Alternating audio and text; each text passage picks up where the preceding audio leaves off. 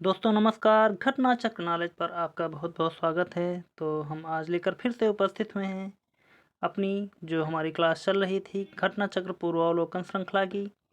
तो उसका भौतिक विज्ञान का आज हमारा प्रकाश चैप्टर के सभी प्रश्न आए हुए करते हैं। तो पहला प्रश्न से स्टार्टिंग करते हैं और स्टार्ट करने से आपसे निवेदन कि प्लीज़ वीडियो को स्किप ना करना, अंत तक देखना कि इसमें कितने अच्छे अच्छे क्वेश्चन पूछे गए हैं। तो डिस्कस करते हैं प्रश्नों के बारे में। तो आज का पहला प्रश्न हमारा, निम्न में से किस विकिरण में ऊर्जा प्रति क्वांटम सर्वाधिक होगी? ए 320 से 400 nm,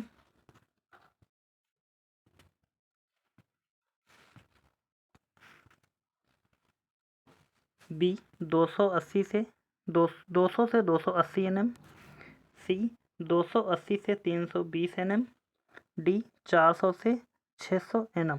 तो बात करते हैं इसका सही उत्तर की। तो यहाँ हो जाएगा हमारा बी इसका सही उत्तर, 200 से 280 nm। अगला प्रश्न, प्रश्नों की संख्या ज़्यादा ताकि क्लास लंबी ना हो, इसलिए हम ज़्यादा किसी भी प्रश्न पर टाइम नहीं देंगे। दूसरा प्रश्न है हमारा, सौर विकिरण निम्न में से किस परास में दिखता है? ए 100 से 400 nm, बी 400 से 700 nm, सी 740 से 10,000 nm, डी उपयुक्त में से कोई नहीं। तो यहाँ बात करते हैं इसके सही उत्तर की। तो हो जाएगा हमारा बी 400 से 700 nm। अगला प्रश्न है नंबर 3, दृश्य प्रकाश का दैर्घ्यमान प्रसार होता है। ए 200 से 900 nm के बीच, बी 250 से 850 nm के बीच, सी 300 से 800 nm के बीच, डी 390 से 780 nm के बीच। तो इसके बात करते हैं इसके सही उत्तर की। तो हो जाएगा हमारा डी दृश्य प्रकाश का दैर्घ्यमान प्रसार होता है 390 से 780 nm के बीच। अगला प्रश्न है हमारा, दृश्य स्पेक्ट्रम के तरंग दैर्घ्य की सीमा है। ए 1300 एंगस्ट्रॉम से 4200 एंगस्ट्रॉम, बी 3900 एंगस्ट्रॉम से 7600 एंगस्ट्रॉम, सी 7800 एंगस्ट्रॉम से 4200 एंगस्ट्रॉम, डी 8500 एंगस्ट्रॉम से 9800 एंगस्ट्रॉम, ई उपयुक्त में से कोई नहीं, उपयुक्त में से एक से अधिक। तो यहाँ सही उत्तर की बात करते हैं तो हो जाएगा हमारा बी 3900 एंगस्ट्रॉम से 7600 एंगस्ट्रॉम के बीच। अगला प्रश्न है हमारा प्रश्न नंबर 5, मानव आँख दृश्य प्रकाश के जिस तरंग दैर्घ्य के लिए सर्वाधिक सुग्राही होती है वह है। तो इनमें से देखते हैं, ए 60 यानी कि 6050 एंगस्ट्रॉम, बी 5500 एंगस्ट्रॉम, सी 4500 एंगस्ट्रॉम, डी 7500 एंगस्ट्रॉम। तो यहाँ पर इसके सही उत्तर की बात करते हैं तो हो जाएगा हमारा बी 5500 एंगस्ट्रॉम। अगला प्रश्न है हमारा प्रश्न नंबर 6, प्रकाश विकिरणों की प्रकृति होती है। ए तरंग के समान, बी कण के समान, सी तरंग एवं कण दोनों के समान, डी तरंग एवं कण किसी के समान नहीं। तो पूछ रहा प्रकाश विकिरणों की प्रकृति होती है, यहाँ पर सी इसका सही उत्तर होगा, तरंग एवं कण दोनों के समान होती है। अगला प्रश्न नंबर 7 है हमारा, प्रकाश सीधी रेखा में चलता प्रतीत होता है क्योंकि यह छोटे कणों से बना होता है, बी प्रकाश का वेग बहुत अधिक होता है, सी प्रकाश का तरंगदैर्घ्य बहुत छोटा है। डी, प्रकाश अपने चारों ओर से परिवर्तित होता है। तो इसके सही उत्तर की बात करते हैं तो हो जाएगा हमारा सी, प्रकाश का तरंगदैर्घ्य बहुत छोटा होता है, इस कारण प्रकाश सीधी रेखा में चलता प्रतीत होता है। अगला प्रश्न देखते हैं। अगला प्रश्न है नंबर 8 है हमारा। निम्नलिखित में किसका वेग अधिकतम होता है? ए, कॉस्मिक किरण, बी, प्रकाश, सी, इलेक्ट्रॉन, डी, पराध्वनिक तरंग। तो इसके सही उत्तर की बात करते हैं तो हो जाएगा हमारा बी, निम्नलिखित में किसका वेग अधिकतम होता है? तो यहाँ हो जाएगा हमारा प्रकाश। अगला प्रश्न हमारा, निम्नलिखित में से कौन सा कथन सत्य है? ए, प्रकाश का वेग अधिक होता है। बी, ध्वनि का वेग सबसे अधिक होता है। सी, आकाशीय पिंडों का वेग सबसे अधिक होता है। डी, रॉकेट का वेग सबसे अधिक होता है। तो यहाँ सही उत्तर, जैसा कि पिछले प्रश्न में बताया था हमने, प्रकाश का वेग अधिक होता है। अगला प्रश्न या इसका सॉल्यूशन देखते हैं हम एक बार, थोड़ी सी और जानकारी ले लेते हैं। प्रकाश की गति निर्वात में यानी कि शून्यावकाश में 3×10⁸ मीटर पर सेकंड होती है, जबकि ध्वनि की गति वायु में 332 मीटर पर सेकंड होती है। प्रकाश की गति पानी में 2.25 × 10⁸ यानी कि 2.25 × 10⁸ मीटर पर सेकंड होती है। प्रकाश का वेग कांच में 2.0 × 10⁸ मीटर पर सेकंड होती है। प्रकाश की गति सदैव ध्वनि की गति से अधिक होती है। आकाशीय पिंडों एवं रॉकेट का वेग प्रकाश की गति से काफ़ी कम होता है। तो उम्मीद करता हूँ कि यह सॉल्यूशन अच्छा लगा होगा, इससे और अधिक क्वेश्चन हम सॉल्व कर सकते हैं। अगला प्रश्न देखते हैं। प्रश्न नंबर 10 है हमारा, प्रकाश का शून्यावकाश में वेग अनुमानतः है। प्रकाश का वेग शून्यावकाश में वेग अनुमानतः है पूछ रहा है, तो यहाँ बात करते हैं। ए, 3×10⁻10 मीटर पर सेकंड। बी, 3×10⁸ मीटर पर सेकंड। सी, 3×10⁸ मीटर पर सेकंड, यानी कि यहाँ पर दोनों ऑप्शन और यहाँ पर 3×10⁸।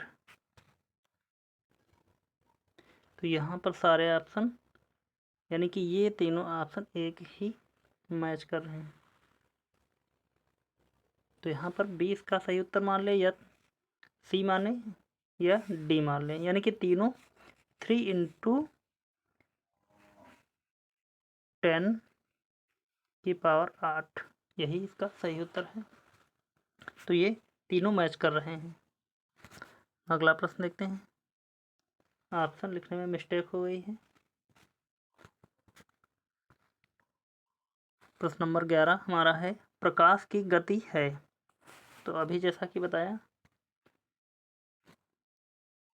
हो जाएगा हमारा सी, 3×10⁸ मीटर पर सेकंड।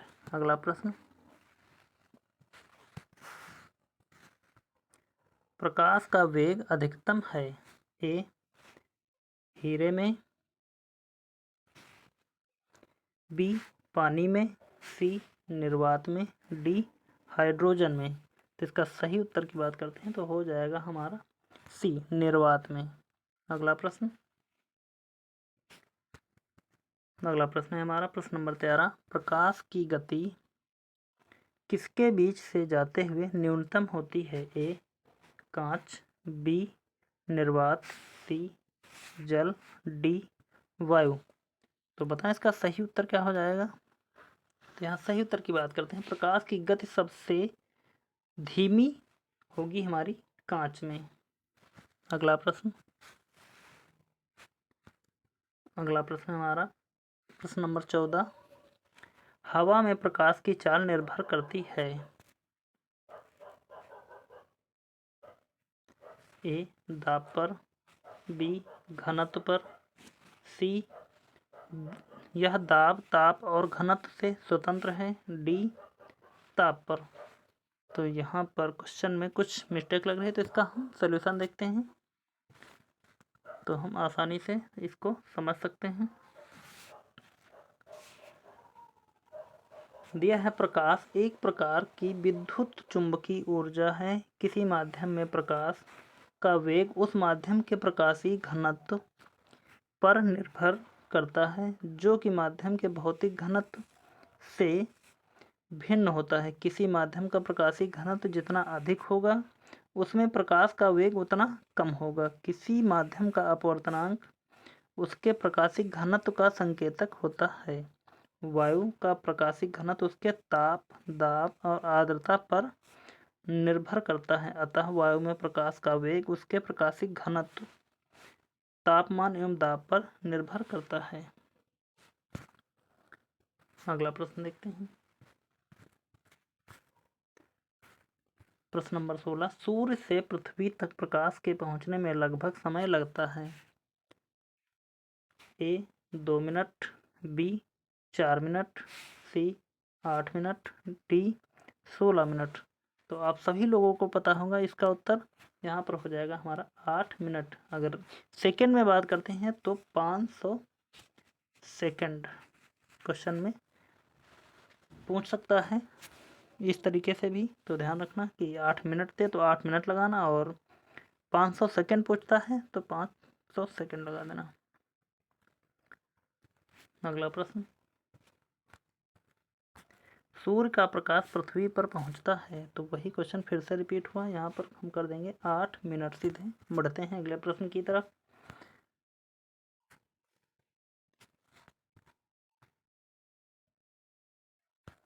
अगला प्रश्न है हमारा, प्रकाश तरंगों के वायु से कांच में जाने पर जो चर प्रभावित होते हैं वे हैं।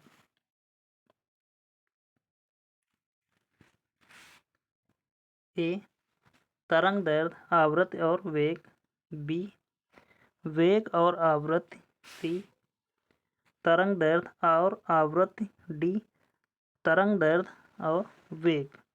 तो बहुत ही प्यारा क्वेश्चन है। तो इसका सही उत्तर की बात करते हैं तो हो जाएगा हमारा डी तरंग दैर्ध्य और वेग। अगला प्रश्न 19 नंबर।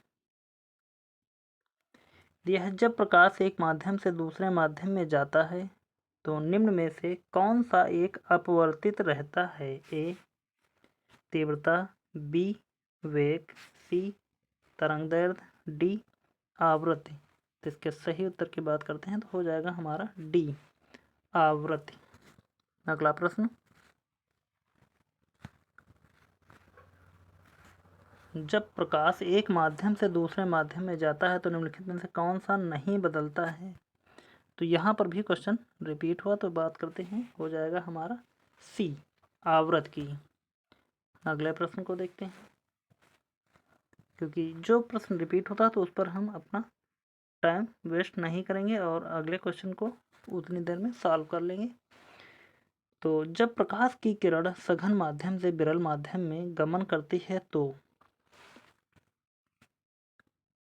ए इसकी चाल बढ़ जाती है तथा यह अभिलंब से दूर हट जाती है, बी इसकी चाल बढ़ जाती है तथा यह अभिलंब की ओर झुक जाती है, सी इसकी चाल घट जाती है तथा यह अभिलंब से दूर हट जाती है, डी इसकी चाल घट जाती है तथा यह अभिलंब की ओर झुक जाती है। तो इसके सही उत्तर की बात करते हैं तो हो जाएगा हमारा ए इसकी चाल बढ़ जाती है तथा यह अभिलंब से दूर हट जाती है। अगला प्रश्न।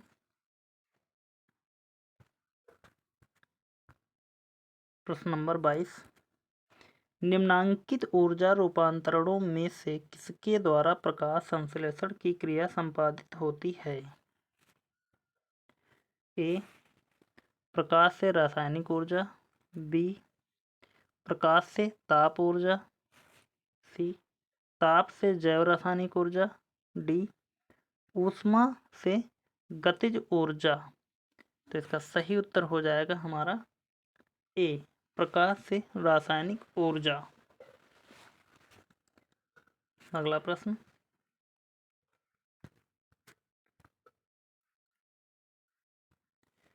प्रकाश सजावट तथा विज्ञापन के लिए विसर्जन नलिकाओं में प्रयुक्त होने वाली गैस है।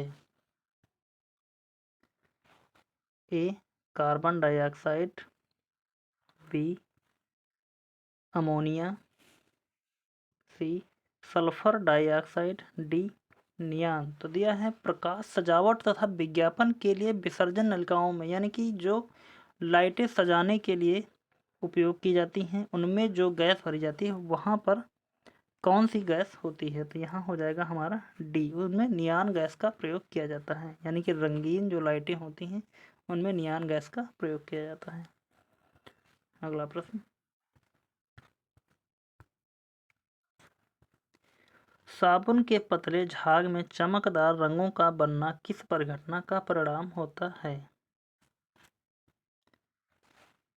ए बहुलित परावर्तन और व्यतिकरण, बी बहुलित अपवर्तन और परिक्षेपण, सी विवर्तन और परिक्षेपण, डी ध्रुवण और व्यतिकरण।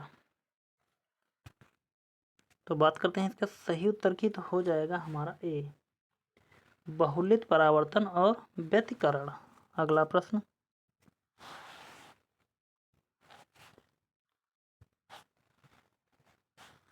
अगला प्रश्न है हमारा 25 नंबर, पूर्ण आंतरिक परावर्तन होता है जब प्रकाश जाता है।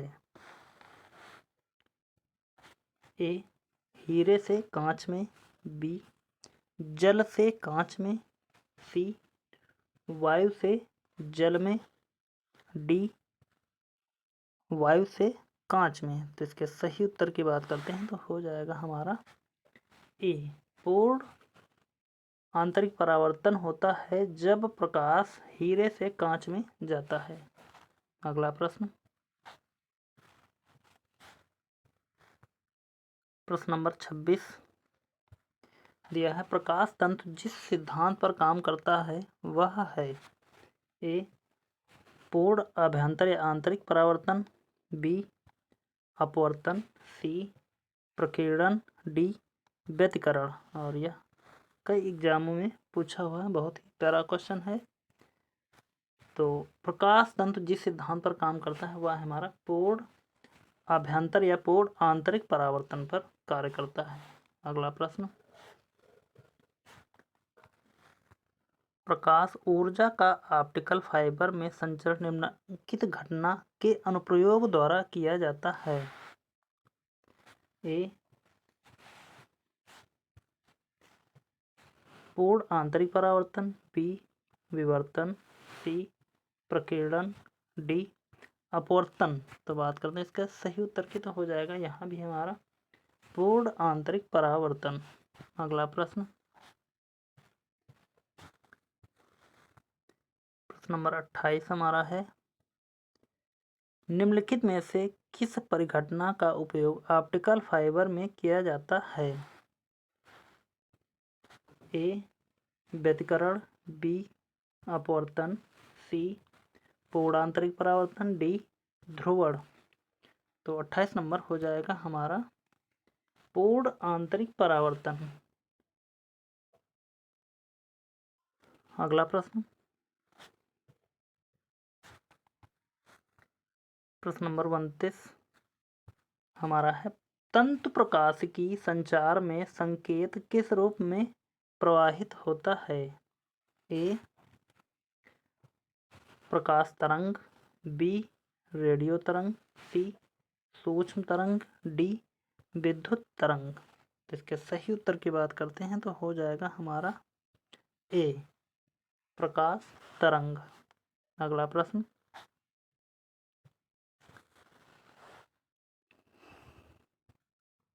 तो देखते हैं निम्नलिखित कथनों पर विचार कीजिए, इन कथनों में से कौन सही है। तो यहाँ सही पूछा जा रहा है। तो देखते हैं, तंतु प्रकाशी पूर्ण आंतरिक परावर्तन सिद्धांत पर आधारित है, बिल्कुल सही है।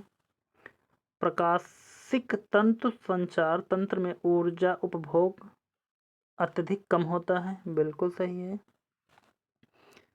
प्रकाशिक तंत्र संचार रेडियो आवृत्ति अवरोध से मुक्त है, बिल्कुल यह भी हमारा सही है। और देखते हैं नंबर 4, भारत में प्रकाशिक तंत्र के निर्माण में रिलायंस उद्योग समूह सन्नद्ध है, बिल्कुल गलत है। रिलायंस उद्योग समूह सन्नद्ध यहाँ पर कह रहा है, तो ये गलत हो जाएगा। और 4 फिर जहाँ पर है वो हम गलत कर देते हैं, तो 4 हमारा यहाँ है, ये भी गलत हो जाएगा। 4 ये भी गलत हो जाएगा। 4 यहाँ है तो ये भी गलत होगा। तो हमारे 3 ऑप्शन बिल्कुल सही हैं। उसके हिसाब से हम ए वाले ऑप्शन के साथ में जाएंगे। अगला प्रश्न,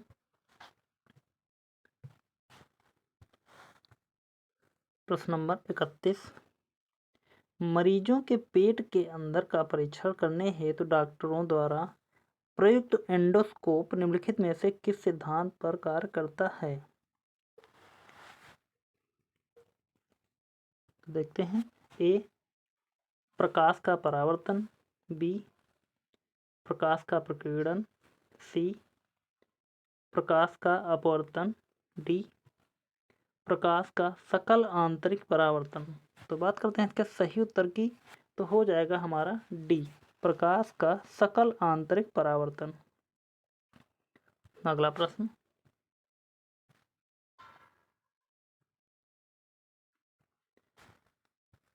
अगला प्रश्न है प्रश्न नंबर 32, एक एंडोस्कोप है।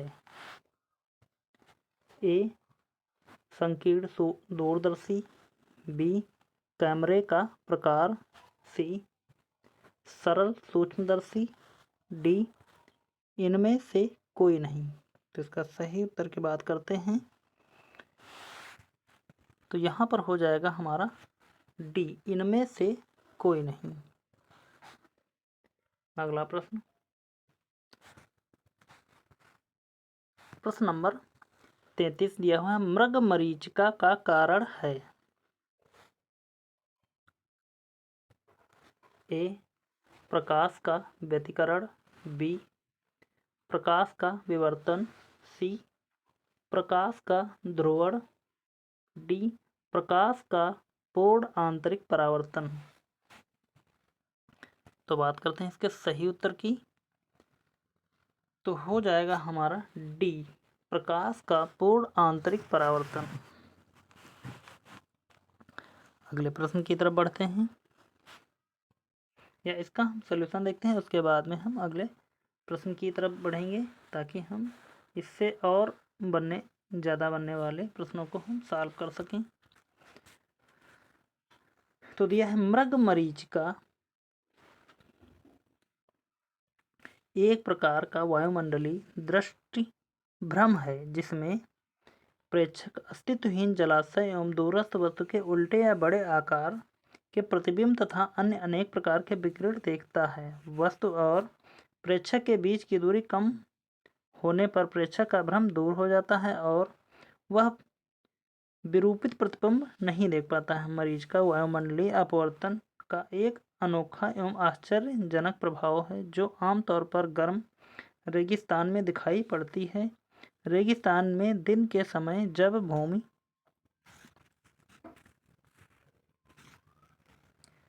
के निकट की वायु की परतें गर्म हो जाती हैं, तब वह विरल हो जाती हैं और ऊपर की ठंडी परतों की अपेक्षा कम अपवर्तनांक होती हैं। अतः किसी सुदूर वस्तु से आने वाला प्रकाश ज्यों-ज्यों हवा की परतों से अपवर्तित होता है, त्यों-त्यों वह अविलंब से अधिकाधिक विचलित होता जाता है और अंत में पूर्णतः आंतरिक रूप से परावर्तित हो जाता है। फलतः प्रेक्षक वस्तु का काल्पनिक और उल्टा प्रतिबिंब देखता है।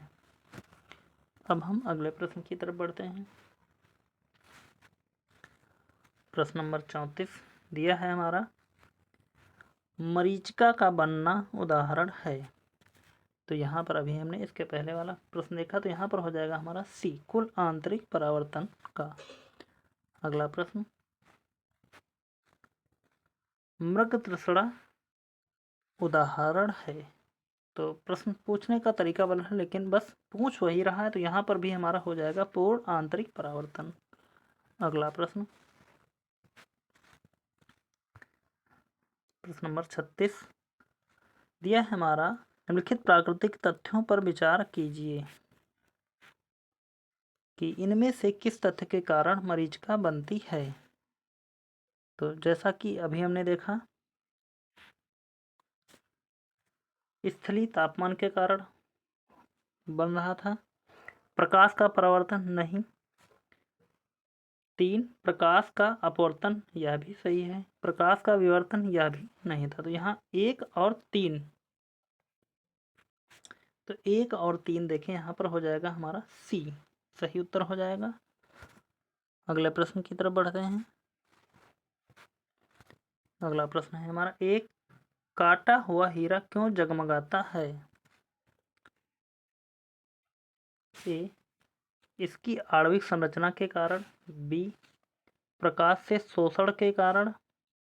सी, पूर्ण आंतरिक परावर्तन के कारण। डी, कुछ अन्य निहित गुणों के कारण। तो इसके सही उत्तर की बात करते हैं तो हो जाएगा हमारा सी, पूर्ण आंतरिक परावर्तन के कारण। अगला प्रश्न है हमारा प्रश्न नंबर 38, उचित रीत से कटे हीरे की असाधारण चमक का आधारभूत कारण है कि ए, उसमें अति उच्च पारदर्शिता होती है। बी, उसका अति उच्च अपवर्तन सूचकांक होता है। सी, वह बहुत कठोर होता है। डी, उसके सुनिश्चित विचलन तल होते हैं। तो इसके सही उत्तर की बात करते हैं तो हो जाएगा हमारा बी, उसका अति उच्च अपवर्तनांक सूचकांक होता है। अगला प्रश्न,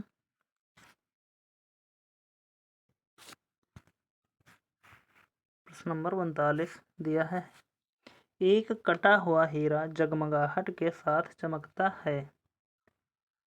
तो 39 नंबर, जैसा कि प्रश्न रिपीट हो रहा है तो हो जाएगा हमारा ए, पूर्ण आंतरिक परावर्तन। ए वाला ही ऑप्शन हमारा पहला सही हो जाएगा। अगला प्रश्न, रिपीट वाले क्वेश्चन पर हम अधिक समय नहीं देंगे। यहाँ भी हमारा प्रश्न, एक कटा हुआ हीरा जगमगाहट के साथ चमकता है। तो यहाँ भी हम देखते हैं कहाँ पर हमारा पूर्ण आंतरिक परावर्तन के कारण। तो ये हमारा बी में दिया हुआ है, पूर्ण आंतरिक परावर्तन के कारण। अगला प्रश्न, 41 नंबर, नीचे 2 वक्तव्य दिए हैं जिनमें से एक को कथन और दूसरे को कारण कहा गया है। कथन ए, हीरा अपने ही आकार के अनुकारी कांच से अधिक झिलमिलाता है। कारण, हीरे का अपवर्तनांक कांच के अपवर्तनांक से कम होता है। तो यहाँ कथन देखें, कथन तो हमारा बिल्कुल सही है, परंतु इसका कारण अगर देखें तो ये हमारा गलत हो जाएगा। तो ए सही है किंतु आर गलत है। तो सी इसका सही उत्तर हो जाएगा। अगले प्रश्न की बात करते हैं। प्रश्न नंबर 42, किसी वस्तु के त्रिविमीय प्रतिरूप को अंकित तथा पुनरावृत्त करने की तकनीक का नाम है। A, audiography. B, lexicography. C, photography. D, holography. तो इसका सही उत्तर की बात करते हैं तो हो जाएगा हमारा डी, होलोग्राफी। अगला प्रश्न,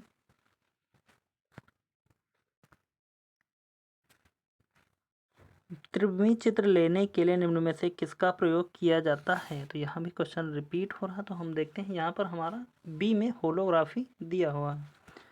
अगले प्रश्न की तरफ बढ़ते हैं। प्रश्न नंबर 44, एक इलेक्ट्रॉनिक पुंज को फास्फोरस कोटेड पर्दे पर फोकस कर प्रतिबिंबों को पर्दे पर जनित करना कहलाता है। A master scan, B total scan, C roster scan, D radar scan.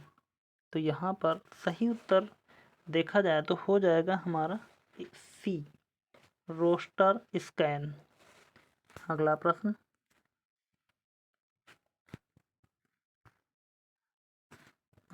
है हमारा, रमन प्रभाव का प्रकाश की उन किरणों से संबंध है जो आर पार जाती हैं। ए केवल द्रवों के, बी केवल प्रिज्मों के, सी केवल हीरों के, डी सभी पारदर्शी माध्यम के। तो 45 नंबर हो जाएगा हमारा इसका उत्तर। सही की बात करते हैं तो हो जाएगा डी सभी पारदर्शी माध्यम के। अगला प्रश्न,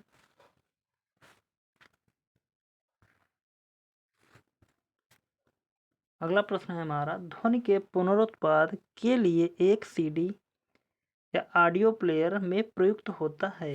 ए quartz crystal, B titanium needle, C laser beam, D barium titanic ceramic. तो यहाँ सही उत्तर देखा जाए तो हो जाएगा हमारा सी लेजर बीम। अगला प्रश्न, जब एक सीडी सूर्य के प्रकाश में देखी जाती है तो इंद्रधनुष के समान रंग दिखाई पड़ते हैं। इसकी व्याख्या की जा सकती है। ए परावर्तन एवं विवर्तन की परिघटना के आधार पर, बी परावर्तन एवं पारगमन की परिघटना के आधार पर, सी विवर्तन और पारगमन की परिघटना के आधार पर, डी अपवर्तन विवर्तन एवं पारगमन की परिघटना के आधार पर। तो बताएं इसका यहाँ पर क्या इसका सही उत्तर हो जाए। प्रश्न नंबर 47 यहाँ पर 4 दिया हुआ है, 4 और 7 तो बना हुआ है 47। तो इसके 47 नंबर क्वेश्चन की बात करते हैं तो यहाँ सही अगर देखें तो हो जाएगा हमारा, सबसे सटीक होगा ए परावर्तन एवं विवर्तन की परिघटना के आधार पर। अगर क्लास में स्पीड ज़्यादा लग रही हो तो आप कमेंट करके कह सकते हैं, तो हम अगले वीडियो में स्पीड को अपने थोड़ा सा कम करके चलेंगे। क्वेश्चन की मात्रा ज़्यादा होने के कारण थोड़ा सा स्पीड लेकर चल रहे हैं ताकि हम समय को ज़्यादा ना वेस्ट करें। यहाँ पर अगले प्रश्न की तरफ बढ़ते हैं। निम्नलिखित कथनों पर विचार कीजिए दिया है और इनमें से कौन से कथन सही हैं। यानी कि हर एक ऑप्शन में सिर्फ 2 दिख रहा है, तो हम किन्हीं 2 को देख लेते हैं तो हमारा कोई भी 2 सही मिल जाते हैं, उसके बाद हम सही कर लेंगे इनको। तो देखते हैं यहाँ पर, ए दीर्घ तरंग दैर्ध्य वाले प्रकाश का प्रकीर्णन लघु तरंग दैर्ध्य वाले प्रकाश से कहीं अधिक होता है। गलत हो जाएगा हमारा। और एक जब गलत है तो एक जहाँ पर हो हम उसे काट सकते हैं, यानी कि ए वाला कट जाएगा और बी वाला भी कट जाएगा, यानी कि सी और डी भी में कुछ कंफर्म नहीं भी कौन सा है। तो दूसरा देखते हैं, जल में दृश्य प्रकाश की गति निर्वात में गति का 0.95 यानी कि 0.95 गुना होती, ये भी गलत हो जाएगा। तो 1 और 2 दोनों गलत हैं, यानी कि 2 यहाँ पर भी हमारा गलत हो जाएगा। अगला देख लेते हैं कि 3 और 4 बचा तो सिर्फ हमारे पास ऑप्शन डी, लेकिन फिर भी देखते हैं कि सही है कि नहीं है। रेडियो तरंगें द्रुतगामी दोलायमान विद्युत धाराओं से उत्पन्न होती हैं, बिल्कुल सही है।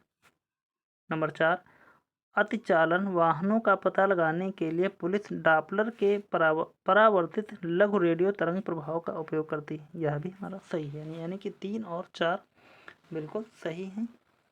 तो यहाँ पर इसका 48 नंबर का डी सही उत्तर हो जाएगा। अगला प्रश्न देखते हैं,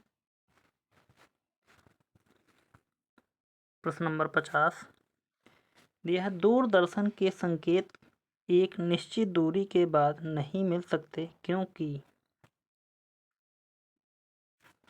ए संकेत दुर्बल हैं, बी एंटीना दुर्बल है, सी वायु संकेत को शोषित कर लेती है, डी पृथ्वी की सतह वक्राकार है। तो इसके सही उत्तर की बात करते हैं तो यहाँ पर हो जाएगा हमारा डी, पृथ्वी की सतह वक्राकार है। अगला प्रश्न,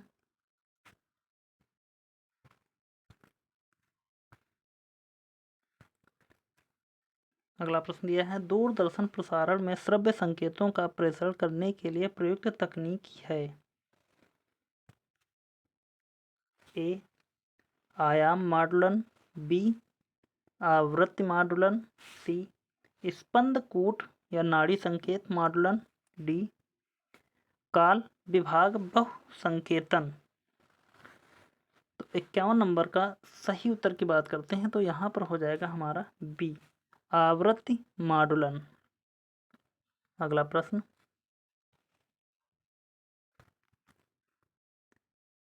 प्रश्न नंबर 52 है हमारा। दृष्टिपटल या रेटिना पर जो चित्र बनता है वह ए वह वस्तु के बराबर होता है पर उल्टा होता है, बी वह वस्तु से छोटा होता है वह सीधा होता है, सी वह वस्तु से छोटा होता है वह उल्टा होता है, डी वह वस्तु के बराबर होता है वह सीधा होता है। यूपीपीसीएस प्री और मेंस दोनों में पूछा हुआ प्रश्न है। तो इसके सही उत्तर की बात करते हैं तो यहाँ पर हो जाएगा हमारा सी वह वस्तु से छोटा होता है वह उल्टा होता है। अगला प्रश्न देखते हैं।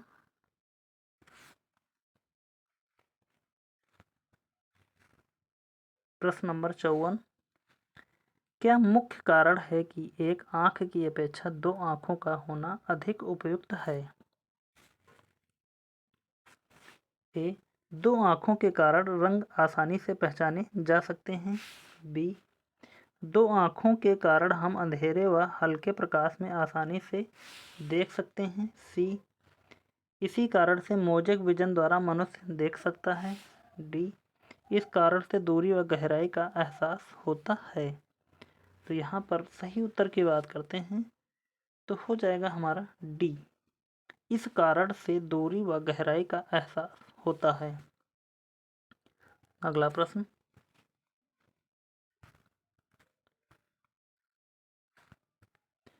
प्रश्न नंबर 55, निम्नलिखित में कौन सा कथन सही नहीं है। तो सही नहीं पूछ रहा है तो देखते हैं। मनुष्य का कान 1000 हर्ट्ज पर सबसे सुग्राही होता है। बिल्कुल सही है, 1000 हर्ट्ज पर सबसे सुग्राही होता है।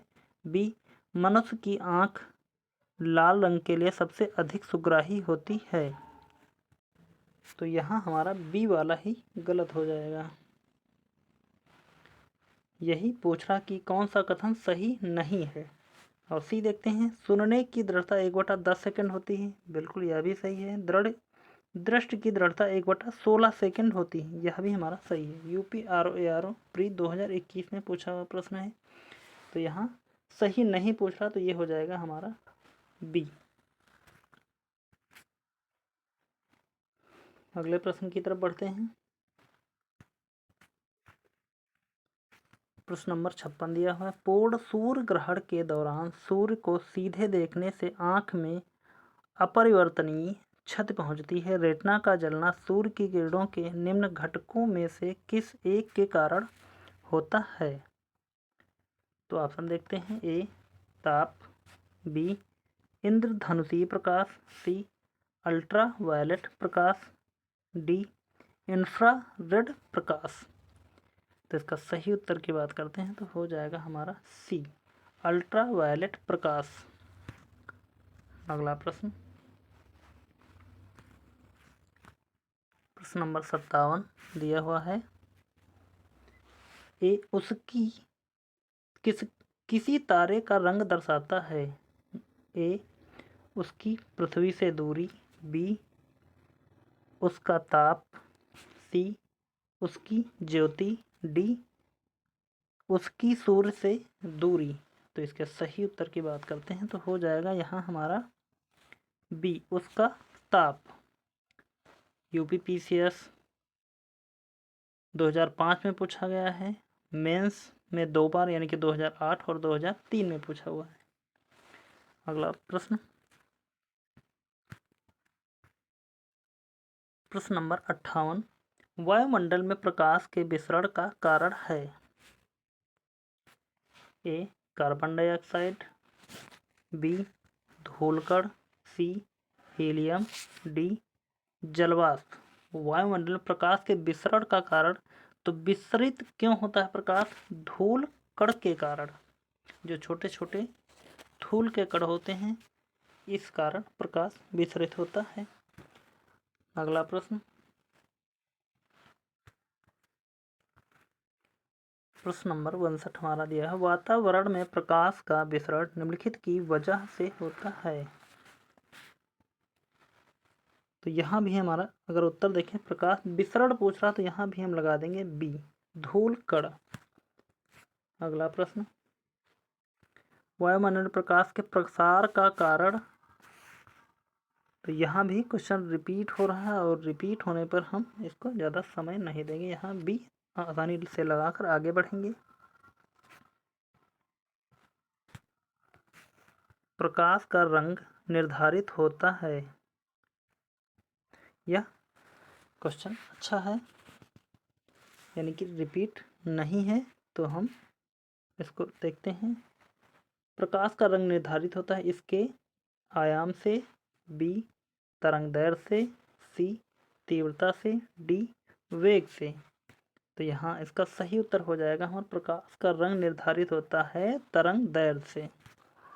अगला प्रश्न, 63 नंबर दिया है हमारा, निम्न में से किस रंग का सबसे लंबा तरंगदैर्घ्य है। ए हरा, बी पीला, सी नीला, डी लाल। तो इसका सही उत्तर की बात करते हैं, किस रंग का सबसे लंबा तरंगदैर्घ्य है। तो इसका सही उत्तर हमारा हो जाएगा डी लाल। लाल रंग का तरंगदैर्घ्य सबसे अधिक है। अगला प्रश्न, 64 नंबर, सबसे कम वेवलेंथ या तरंगदैर्घ्य वाला प्रकाश होता है। ए लाल, बी पीला, सी नीला, डी बैंगनी। तो इसके सही उत्तर की बात करते हैं तो यहाँ हो जाएगा हमारा, सबसे कम वेवलेंथ वाला प्रकाश है हमारा डी बैंगनी। अगले प्रश्न की तरफ बढ़ते हैं। अगला प्रश्न है हमारा, दृश्य वर्ण क्रम में सबसे कम तरंगदैर्घ्य वाला रंग है। ए लाल, बी पीला, सी नीला, डी बैंगनी। यूपी आरओ में 2014 में पूछा हुआ प्रश्न है, इसका सही उत्तर हो जाएगा हमारा सी नीला।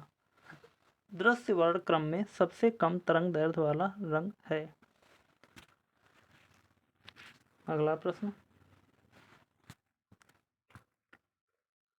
प्रश्न नंबर 66 दिया है, निम्नलिखित में से किस में उच्चतम ऊर्जा होती है। ए नीला प्रकाश, बी हरा प्रकाश, सी लाल प्रकाश, डी पीला प्रकाश। तो इसका सही उत्तर हो जाएगा हमारा ए नीला प्रकाश। अगला प्रश्न,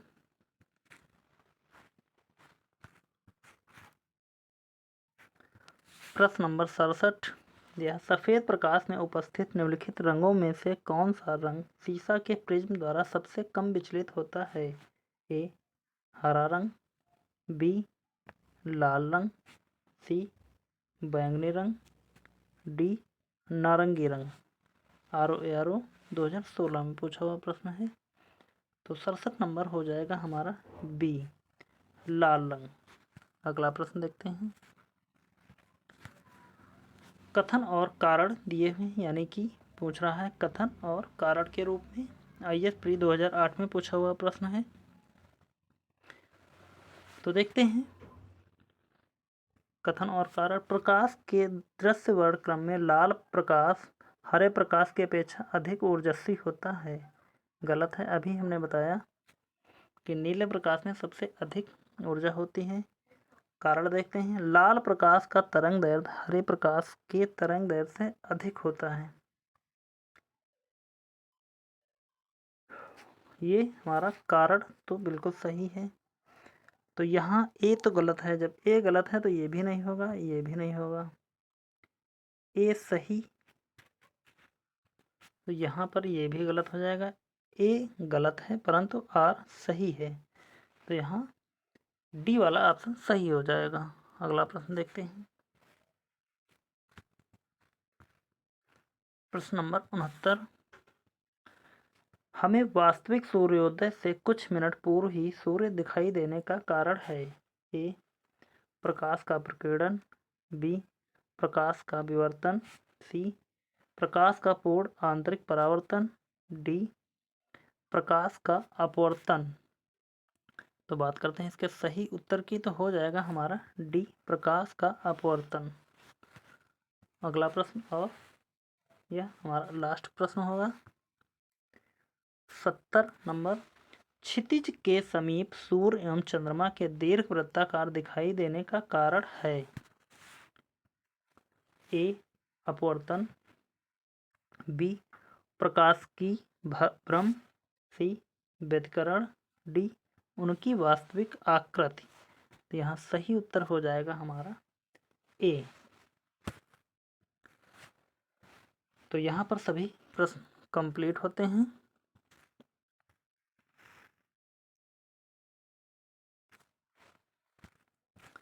तो उम्मीद करता हूँ कि क्लास अच्छी लगी होगी।